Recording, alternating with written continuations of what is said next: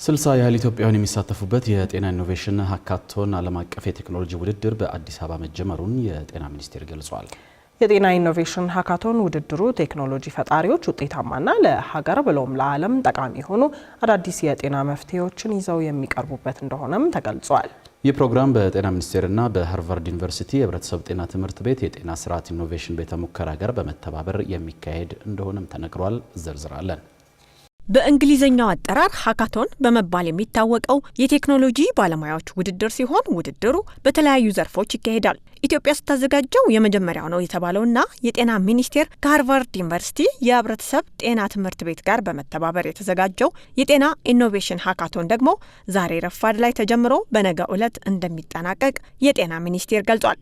በዚህ ዓለም አቀፍ የጤናው ዘርፍ ችግር ፈቺ የፈጠራ ስራዎች በሚቀርቡበት ውድድር ላይ 60 ያህል ኢትዮጵያውያን እንደሚሳተፉ የጤና ሚኒስቴር ዴኤታ ሳህረላ አብዱላሂ ገልጸዋል። ዓለም አቀፍ የሃካቶን ውድድር በአንድ ቀንና በአንድ ሰዓት ነው የሚደረገው። በጣም ኢንቴንስ የሆነ ከ24 ሰዓት እስከ 48 ሰዓት በተለይ የዲጂታል ኢኖቬተሮች ከአካዳሚያ መጥተው ያላቸውን ሶሉሽኖች ወይም ደግሞ መፍትሄ የሚሏቸውን አቅርበው አሁን የኛ ውድድር ላይ የሚሳተፉት 319 አካባቢ ተሳታፊዎች ናቸው ማለት ነው። ከተለያየ ሀገሮችም አሉ፣ ከኢትዮጵያኖች ብቻ አይደሉም።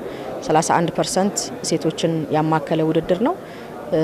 ዛሬ ጀምሮ እንግዲህ ለ48 ሰዓት ሶሉሽኖቻቸውን የሰሯቸውን ፕሮቶታይፕ እና የዲጂታልም ሊሆን ይችላል ሲስተም ኢኖቬሽንም ሊሆን ይችላል የሚያቀርቡበት ትልቅ ፕላትፎርም ነው። በዚህ ውድድር የሚሳተፉ ተወዳዳሪዎች በጤናው ዘርፍ ለሚስተዋሉ ችግሮች የመፍትሄ አካል ናቸው ያሏቸውን የቴክኖሎጂ የመፍትሄ ሀሳቦች ይዘው የሚቀርቡበት እንደሆነ ሚኒስቴር ዴኤታዋ አክለው ተናግረዋል። የጤና ሚኒስቴርም እየተገበረ ለሚገኘው የጤና ሪፎርም አጀንዳ ከዚህ የቴክኖሎጂ ውድድር የሚገኙ ውጤቶችን እንደ ግብአት የሚጠቀምበት ይሆናልም ብለዋል።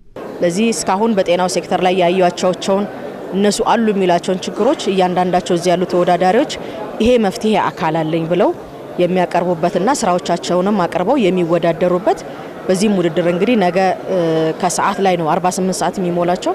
ስለዚህ ውድድር ውጤቱም ይፋ ተደርጎ አሸናፊዎችንም እውቅና የምንሰጥበት ትልቅ መርሃ ግብር ነው። ጤናው ሴክተር ላይ አሁንም ገና በየጊዜው የሚቀያየሩ ተለዋዋጭ ከአየር ንብረት ለውጥ እንዲሁም ሰው ሰራሽ ጋር ተያይዘው የሚመጡ ችግሮችን እስካሁን በመጣንበት መንገድ ምናልባት ውጤት አምጥቶ ሊሆን ይችላል። ከዚህ በኋላ የምንሄድበትን መንገድ ግን በደንብ አሰላስሎ ወጪ ቆጣቢ በሆነ ግን ደግሞ ቀልጣፋ የሆነ አገልግሎት ጥራቱን የጠበቀ አገልግሎት ለመስጠት እንደዚህ አይነት ውድድሮች ለዛ መፍትሄ ሀሳብ አካልም የሚያመነጩበት በመሆኑ ይሄ ትልቅ ፕሮግራምም ነው የሚሆነው። በዚህ ውድድር ላይ የሚሳተፉ 60 ያህል ኢትዮጵያውያን ኢኖቬተሮች እድሜያቸው ከ19 እስከ 24 የሚደርስ እንደሆነ በተገለጸበት በዚህ መድረክ ላይ ወጣት በመሆናቸውና በትምህርት ገበታ ላይ ያሉ በመሆናቸው የፈጠራ ስራቸው ቀጣይነት እንዲኖረው የሚያግዝ ነው ተብሏል። የእነዚህ ተወዳዳሪዎች ቀጣይ ዕጣ ፈንታ ከውድድር መድረኮች በዘለለ ምን ሊሆን ይችላል? ለሚኒስትር ዴኤታዋ ያቀረብንላቸው የማጠቃለያ ጥያቄ ነው። ይሄንን የሚያሸንፉትን አካላት በእኛ በኩል ከሳይንስና ኢኖቬሽን ጋር በመሆን በተለይ የኢኖቬሽን ሀብ እነሱም እያቋቋሙ ስለሆነ እዛ ሄደው ስታርታፕ ስራዎቻችን እዚህ ያሉትን ስራዎቻችን የሚያቀርቡበት እንደምታውቁት በተለይ የስራና ክህሎት ለአዳዲስ ለፈጠራ ላይ ለሚሰሩት ከተለያዩ የፋይናንሻል ተቋማት ጋር ሆነው